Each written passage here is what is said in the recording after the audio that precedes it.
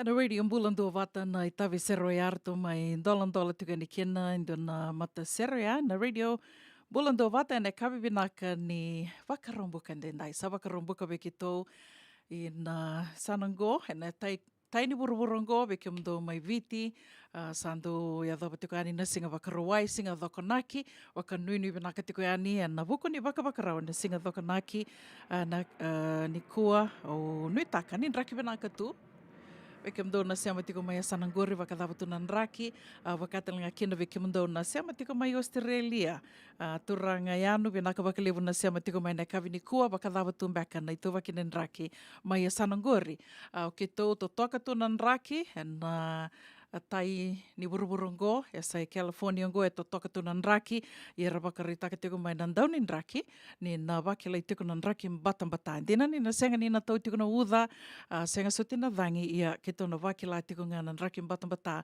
and mua ni madhaongo semani dava ngana no muni tuba o kenda vaki kimni tiko ani and kabi benaka ni vakarombuka ndai ni kalima ni singa ni bolo January vakanui ni benaka tiko ni takani ni bulan benaka tiko au ni takani tosa binaka talitungana kena garabi tiko ni tabi kamai tiko bu binaka tiko na embaki bo wongo sa anda mai baka da bartalango na mate ni madhawa watu wawali tunga ya na totolo ni ngauna na tosu ni ngauna tosu tu nambula yanda baka binaka tiko ngana na kali bo ya minda baka binaka tiko vakambimbi ninda mai vese mati talitiko ena kabi binaka ni kua anda mai vese mati tiko ena nando bata batongo na radio bulan do bata ke bakai senge matai ni ngona o ningai so tava mai kina na programamongo o kenda bake ke moni ko sreti ke moni manindo se matinga mai na ve kabi ni moni tike na vakarambuka tolu kina vitu na kaloko.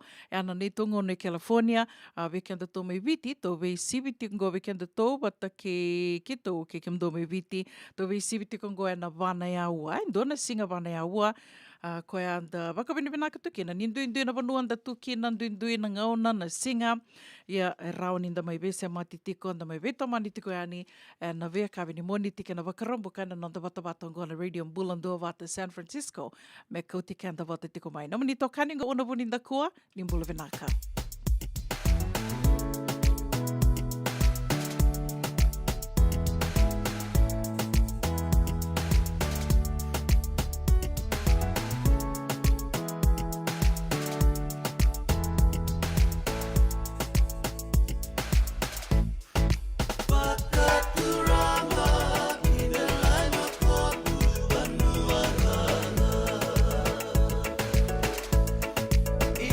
Never saw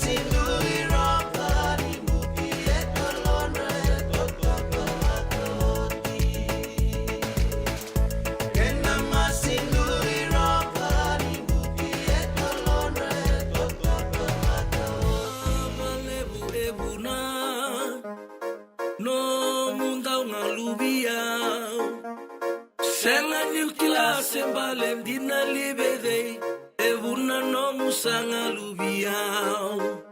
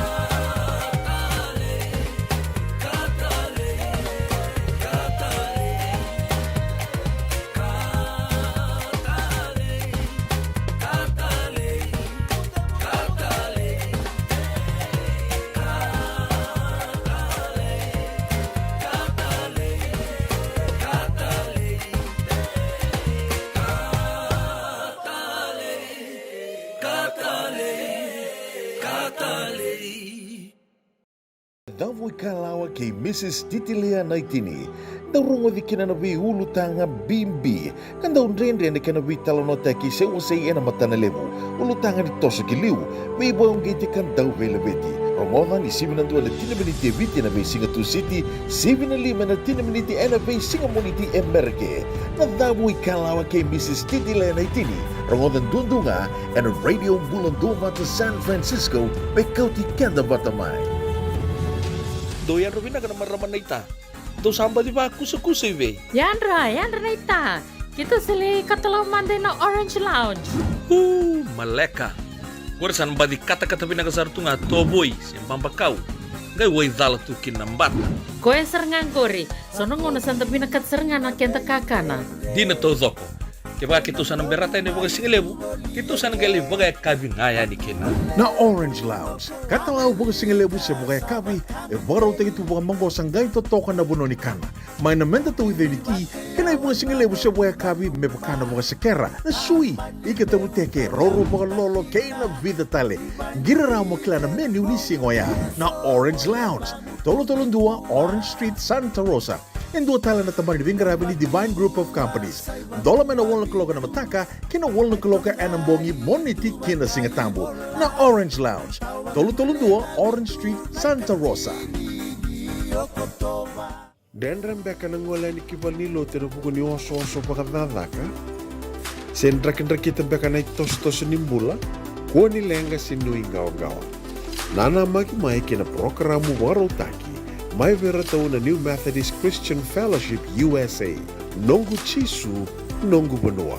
Ruwag na bimama niyo na kabini buko lulu bay Kemando California, bimama ninduwa na singilebu ni lotulebu bay Kemando biti, and a radio bulando wata San Francisco, may kauti kanda wata mai. JJ's Food Shack. Etigo kedi kina na kakana boga biti me bakana kokonda. Lobo benga ni ngai kani do itu na bundi nan dalo sa tapioca. Na kakana boga malangi me bakana steak baka loka kina coleslaw. Wee! Na karitoa sa wada badina na kani kana. Kay tigo talanga na nono specials and the lomo ni madawa. Daw tamba and na Facebook. Na doi ni tiwa ya na bani manray pai kay na bungatale. Go na JJ's Food Shack. View Valley mo Billie Jean Street, Santa Rosa, California. Karo talagang rato dili mo yang may Santa Rosa, may yato sarani kinavato. Giritirto sana kinavitu sa mabitu tolo vio tolo dundo limono.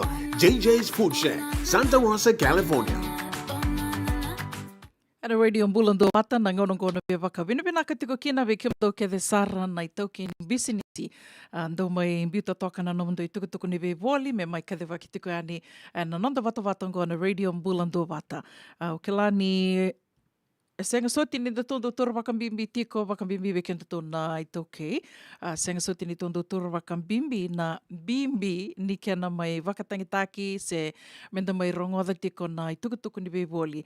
Na bunga bekenda sanda wakambisi nisitu na itoke se na ngoni ni viti sanda mai wakambisi nisitu. Yang kondo na kambimbi me na mai kadivaki me makete taki na nomuni voli na nomuni business ka ando na wata wata ngo eronio ni mai makete taka kina na nomuni voli se na nomuni business.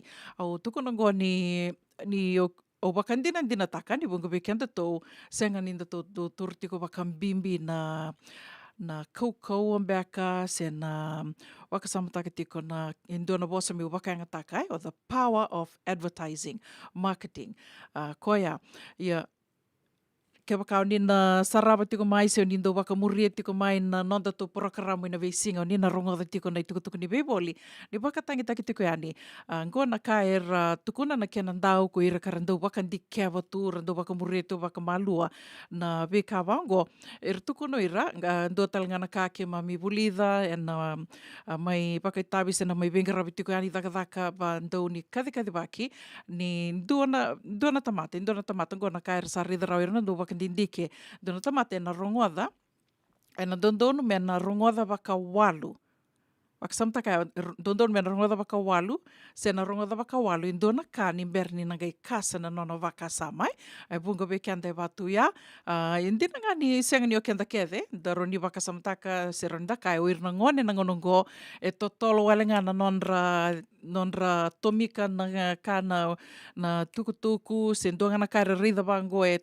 kasa totol na kena kasa vira ya weekend to kenda to beka na satoka na nonda to yambaki nimbula e na vasanga vulu 5 sanga vulu koe tuku ni kondodonu se ndua e na ronga da baka walu endo na kani berni na kai kasa na nono baka sama ya na buna ona ronga da tiko kina na itukutuku ni voli ni na kadivaki tiko somebody kadivaki because there is power in that na nonda mai market taka na nonda business se na beka se na nonda i voli mbeka raniu kaya o baka sama taka sara na vida na mbaki sawati Eu tuku na nunguna na baki sanga bulu sauti, Vida na baki sauti o sengai teke bu lako ani sengele teke bu bulida na miuli boli take, na sales and marketing. Kona tambano ia na steseni rua mai viti. Na ngono sengi teke bu bulida tuku kina sa tuku ni beo. Lako manda le reidir tongo ndona kambani toke.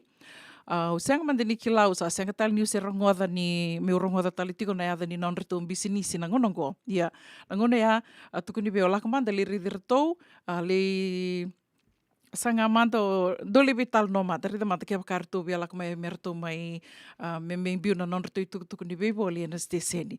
Ia, au lako kiro le vital no sangi tuku no ko beo sengi teke butala ngana non reto bisinisi na ngono ia tuku no ko beo.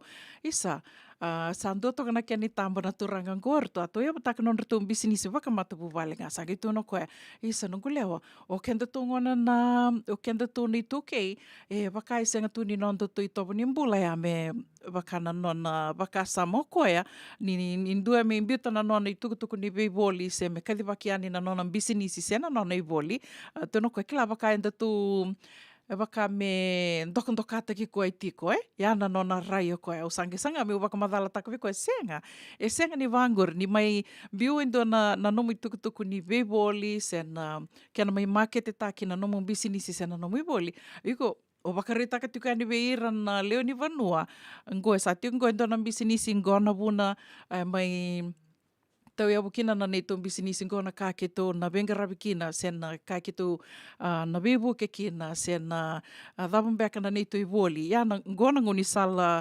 nakanduandua men tō lako mai tō mai makete taka kina na nonda tō i voli sen na nonda tō bisinisi.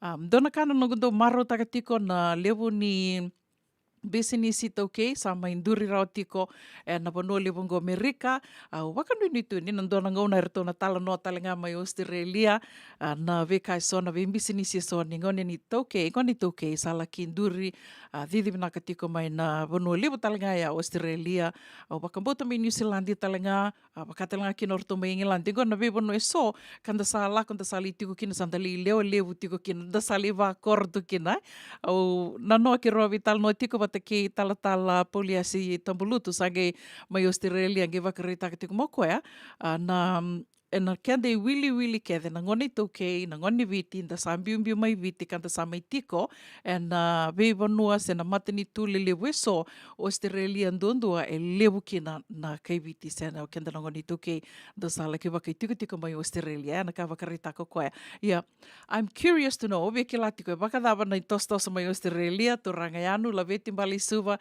wakadava to manda na bisinisi ni ngoni tauke mai Sanangori. Ke to sa tosa vena ka tiko Sanangoi Amerika, waka bimbi tiko matangango i California, waka nuni tiko ni nandona ngona leka ngonda na rongo da talitunga i soni tala noa mai Seattle, waka talenga kina mai Pennsylvania, mai Hawaii, ngona wano talenga e sa li levu na ngoni tuke i saralaki, waka i tiko kina na nanramata vuvale, sa laki tau yahu talitunga kina i sona bisini silalai. Au nui taka ni nandona ngona i rauninda mai rongo i tala noa talitunga kina. Ia na noa ke wakao ni adha lata, usireti ke mani ni ngai sikowayani na Radio Mbulando Vata YouTube channel e sandu bituko ni kina na veitala noa kede sara e ndo mai wakai dhuritiko e na nanda tō porokramu e na veisinga. Na noa ki toa ke roa veitala noa talenga ke ratu i where mi mbua se rau. Turanga ni na mosi, vasi matuku, ka samai tau ia butali tungango na nonretu bisinisi na vida tiko na non reto pack au sure tika mni ninge rongoada na kena wakamatei lalai mai wakamadala tiko kina turanga tau e na noa veka mni na venga ravi tu e na vebano ni venga ravi so na caregiving na mbula pack e tiko na mbula pack tiko na chaser pack tiko talenga na mangiti pack na veka ke deo ara ni ko atataka virtou to toka wako oti na wakasama e mai mbiu wata tiko kasamai tau iabu tiko kina ka sana didi tiko na reto bisinisi yana kena kausaranga yani na yaya, na kakana, na dhavanga i tiko e na nonreto pack. Ke to senge dhaka taka tiko na nonreto i tukutuku ni beiboli, me nange wakamadhala teke ani, mo ni nange rongoda tiko e na veisinga na Radio Mbulando Vata. Ia, koia ni sana deliver yani, se sana kau yani na nonreto na pack dhavanga o ni o atataka. Kia wakai tiko sona nomini ia na kamandanto na kao ni vina kata me kau wakatotolo i witi e rato sana rao saranga ni langai ani. Ko iani na ke mukakana se na nomu pack. Arto na kuta talenga mai na ia dhavanga o ni na vina kata me na wakau wakatotolo i witi. Ia andua talenga na tiki ni non rato venga ravi ka ndawa ka vina ka tikina ni sama i tau ia vurawa na bisini sini tau kei na Ono levo ngo Amerika. Sama tuk nga mai, en du tuk na taro na via taronga tiku ani vikanda na singa levo ni kua kau ngan rewa kina waka levo na nomondo waka sama. Dona kau, eu mandanga waka te kiau, ondo loma taro taka. E tiku nga na nungo waka sama iau ko nge rongo da tali dona nungo turanga tau e a waka madala tali tunga o koe na mataka ni kua, rongo da tiku na video na mataka ni kua.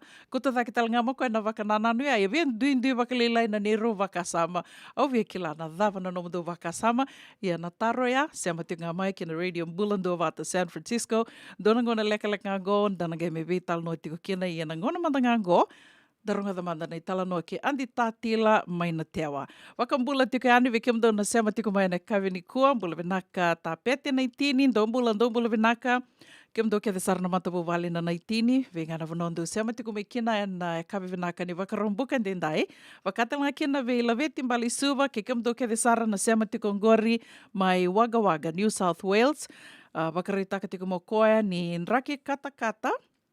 Lio tu waka malu ana dhewa, mbata waka rauta tok ngai nambongi. Totoka tu nanraki mai a Sanangori, waka mbula tali tungani ve litia tu wakawa. Ndombula vinaka na sema tiko mai ndeumba, e nai kawini kua, waka nuni vinaka tungani ve kimdo mai ndeumba. Sanga talani ngole dhavi tiki no Teresia mandingi mbuli, ni mbula vinaka e mosi na sivi, ke kimdo ke desar na sema tiko mai nandawa, e nai kawi vinaka ni kua. Waka nuni vinaka tiko yani, wambota singa lebu tiko ni waka rawai, singa ni dhakonaki. Waka nuni vinaka tiko yani na Radio Mbulando Vata San Francisco, me kau tiki anda vata tiko mai.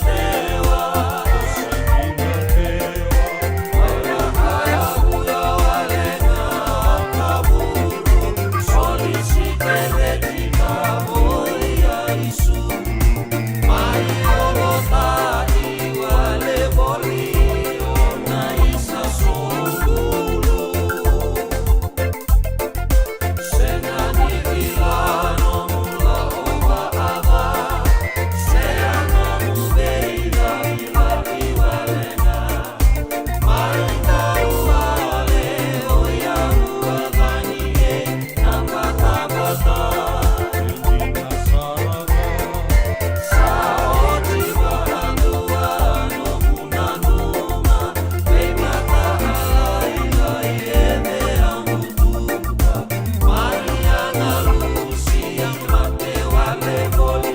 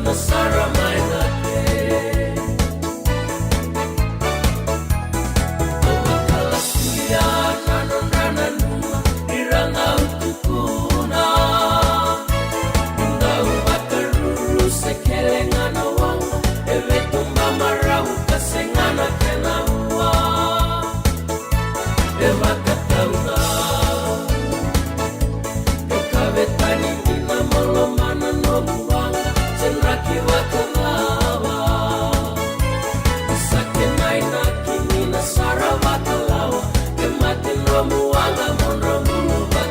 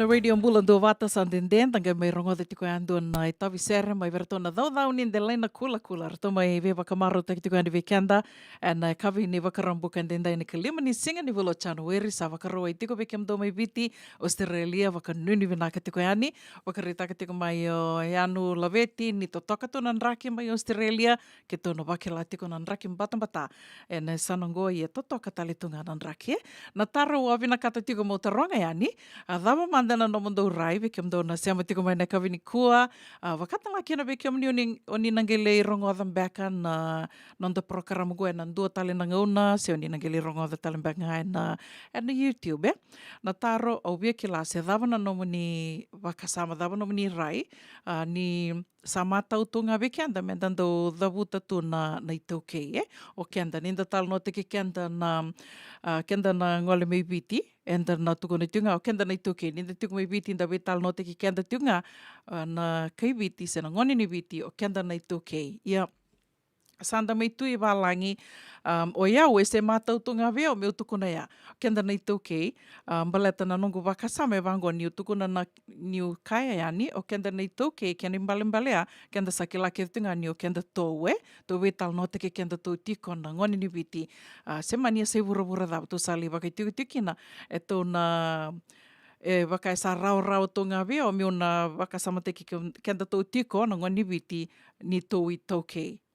E dhalam beka sendo no dava no mdo rai o rongo da tiko nei wakamadhala ni nungu toranga tau ia na mataka ni kua tuko nei tiko koe ni koe senga ni ndua vata ia senga ni ndua vata koe na wakanananu ia ni o kenda nei tuke ni ndana vital no teki kenda koe tiko talanga ngoe California me ndana tuku nei tiko ni o kenda nei tuke mbala tera tiko ngā o ira nei tuke indina ni vanua ngoe se mania se vura dhawe nta sali tukina era tiko ngā nei tuke ni vanua ia ia o iau ni o kai tiko na ni o kenda nei tuke whenever I refer to us o kenda nei tuke kenda na ngoni viti e sa rau tonga viau ka o nanuma ni dondonu beka ngā me nda tuku nei tiko ngā nei tuke Mula te kenda vital no takatiko ni tuke, kenda vital no te kenda tō tiko.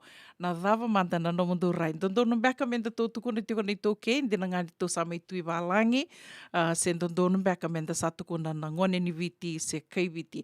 Waka menda o saksakatu we au na wakaingataka na vosa ia na kai viti, kenda tō na kai viti. Dhava mandana no mundu rai. Ona via tuku na talenga ike, kenda kede, na wasa wawalangi do tuku ni tu we're all entitled to our opinion. Ia, na dhawa mbeka, na nomundo rai, na siama tiko mai e ne kawini kua. Ndondonu mbeka, menda tō mai vital no te ke kenda tō, ni tō sami tui walangi me tō tuku ni tunga o kenda tō ni tō kei, balete ni tō ke la tō vital no te kenda tō tunga na ngoni viti, se ndondonu mbeka menda sa tuku na ngoni viti se kai viti. Dhawa mbeka na nomundo rai, ana nungu lama taru, ndona kaundo lama taru takatu, au bina kata miu ki la se dhawa mbeka na kai ndondonu menda tukuna. Menda tukuna na ngoni viti, se kai viti, se nda tukuna na itoke, ni tō vital no te ki kenda tō tiko. Dhawa no mundo rai, au ni taka ni ndona wakaitavi mai, ndona wewu ke mai, na nungu loma taro. Mbule venaka ilaitia tamai mbeka, Wakanuni vinaka tukana vikimdo in the city lewe San Francisco. Wakatelanga kina ve Dan Bale nimbula vinaka. Isa totoka tunan raki and ambati ni waina rewa. No sorry mini bus stand dombula vinaka. Dhawan beka na namundu rai na nungu wakatataru tiko. Dondonu beka me wakainga takitiko na kai viti. Ninda samitu i walangi se ndondonu tunga ninda tukuna na itokei se mania se vura dhawe nda mai tiko kena na ngoni ni viti. Dhambeka namdurai. Fiona Baravilala, nimbula vinaka, and na rua vitu vadhiwa, Eastern Avenue, Sacramento. Vinaka wakalewa na siama tiko mai Fiona. Dhambeka namuni rai Fiona ina nungu wakatataro. Wakambula talitingani vi mara ia na yada kalu. Ngorto siama sara tiko mai Ingilandi. Dhambeka namdurai mai Ingilandi. Ndondo vitala noa, ndondo tukuna na kilani do tō vital no te ki kenda tō, tō vital no te ngā wakata ki kenda tō. Do tukuna mbeka nei tō kei, sen do tukuna na kei viti, sen ngone ni viti. Dhawa no mani rai turanga ianu, la veti mbali suvar, tō sema sartiko mai Wagga New South Wales, ene kawini kua, wakatelanga kina velitia tu wakawa, nimbula vinaka. Pula vinaka Teresia Mandingi Mbuli, saya kata ngole dapat kino emosi na sivi. Dombula vinaka nei ta. Nau pasipa, rani vevu ke mai, dondono beka se dhava na nomu ni rai rambeka ni ukai, senga ni tiko na isau ni taro e ndonu se dhala, Go e nanduindu beka ngana nonda rai, nonda wakasama, dondono beka me tono wakaanga takatiko, nei tō kei, ni tō wetal no te ngā wakate ki kenda tō, tō wetal no te ki kenda tō tiko ngā, se mania se urawara dhawa tō me tiko kenda, se dondono beka me tō tukuna na kei viti, se na ngone ni viti, na dhawa manda e dondono, e na tarongo, se na nungu loma taro.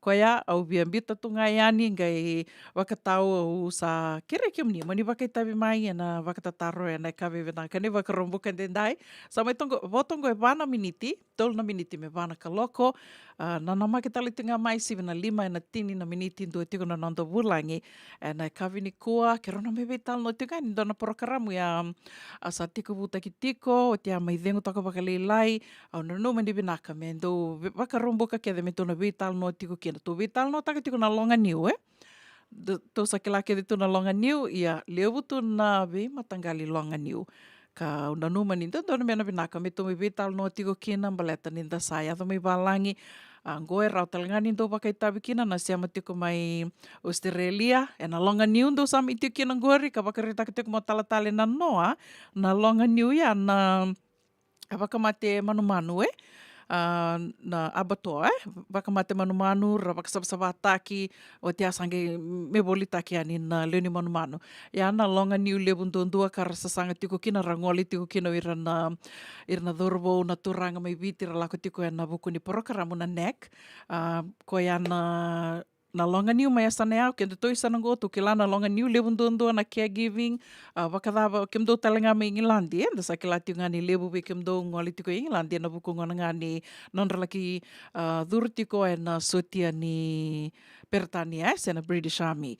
Koia, e na venaka menta na rongoda tu na keni tala noa, roni na soli waka sama tali tu, ki na so, karselo mataru tiko na dhawa mbeka meona da kava, longa niu dhawa mbeka na venga ni tike iau, ke na nongu kaukaua, na nongu kilaka, o ia na wuna na numa kena ni na venaka mena ve madhao kede me tona me ve tala no tiko ani, to me ve ua se takatiko na ve kai so, e na ve longa niu kede sara na ve kawi ni wakarombuka.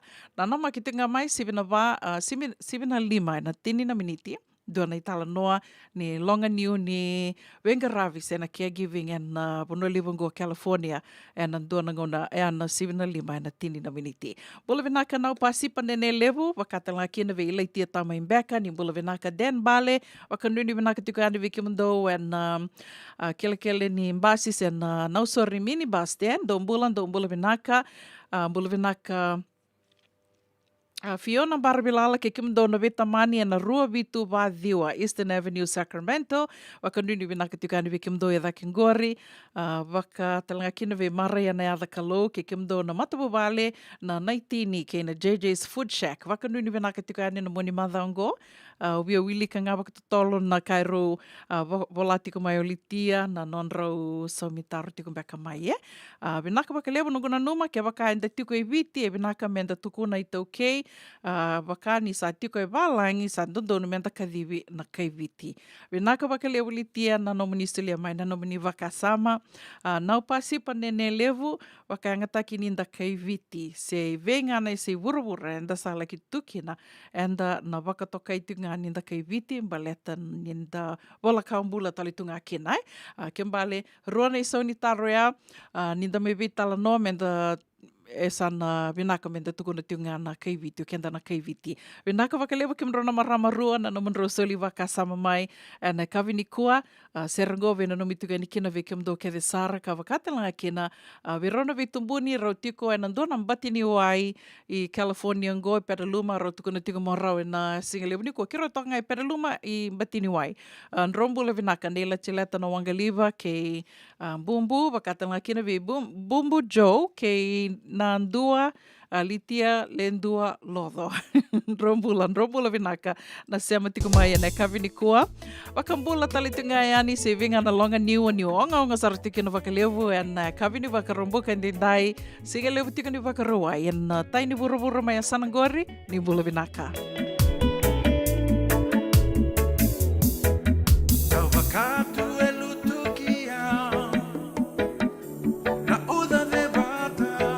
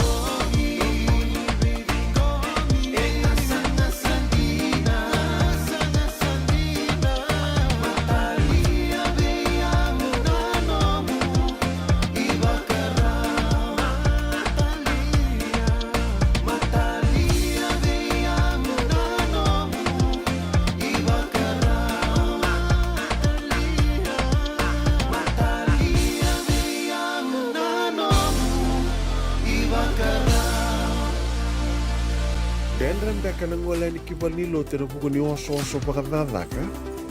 Sen drakin-drakitan baka na tos nimbula, ko ni lenga sinui gawa-gawa.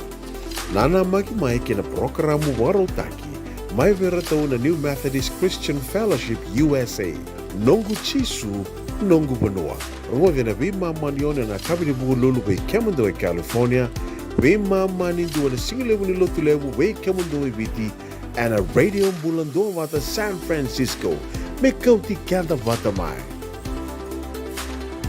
Ena bona ngau na lewu ni nondo soso, enda sa senga sarangan nikla na dabu menda baka talau taka buka singilewu taka siapa kaya kapitak, ne kakuni lo malenga. Sa tipin dono bunua, erau ni buka tingu ikimunyo, wayana JJ's Food Shack, Santa Rosa, California. Na vei matanggali kaka na itibigina, mebaka na karitoa, waraisi, na lobo, palusami na buwaka, na kaiwa soso, na dalo, na toa, na kokonda, bayangani ka ng gamure, na kaka na buwa malangin, mebaka na steak, gay wakay loka, tabioka ka na coleslaw, surua, tatni, kailangan ko bata na kaya na pie, ng bani kay na manray. O yan na JJ's Food Shack, Santa Rosa, California. Erau serangan no direct message virtu, giring akin na bitu sa iba bitu, tolo duon limono, se, onga wale serangan alito miku may nanomota, na dio maluma, Billy Street, o ya Santa Rosa, California. Erau talang ani rito ulit dilibutakan na kaya mukatalo wasing lebo sa wanga kabi, ya may Santa Rosa, Kinabato. JJ's Food Shack, Santa Rosa, California. Senga ningai mai tikibunga vi rauna turang ambale ruongo na bewe kanike na beile ledhininra wa turang yeme bakata ki James Doughty rau sama ni maingele rua talengakin Nama kamay na toso ninga una kay City Veni Raturla. Siba na tinikaruan na 10 miniti e viti na basing lutulebu. Siba na vaan na 10 miniti may yamarika na basing a bukilulu. Toso ninga una, vito konikin na Divine Group of Companies, Rongoda, and a Radio Bulando Vata San Francisco, may kauti kanda vatamay. Senga dina ni karaw-rawan na daka-daka waka kekiba. Ia endona kainda wipu ke kawaka mamanta takatuna bengaravi, o ia ketuna kenda to kakana. Leika na dalo na bisikete na reo bata na sunbells e tinimbulu Macau. O kenda to na senga tikunin driver, se senga ni waka motoka kanda o dren na tutu beto seki. Erto satu wakarao na Divine Pacific Food Mart mai Sacramento, merto taladeani na nung ni boli-boli.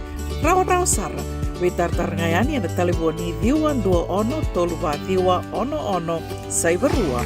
Merto wakarotaka katalada mai na nung ni boli-boli ena kenangona totolo tuwa. Divine Pacific Food Mart, Viturua Diwawalu Franklin Boulevard, Sacramento, California. Namba di telefoni Diwan 21 toluwa diwa ono saibarua. Erto ngarabatalangan ikanalay waka suburian ni nanomu yaya. May nanonoto stoa kinanomu mati ni katumba. Radio Bulando Vata, Mekauti Kanda Vatamai, Mai San Francisco ki Burubura, Sema Mai Ngai Waseyani.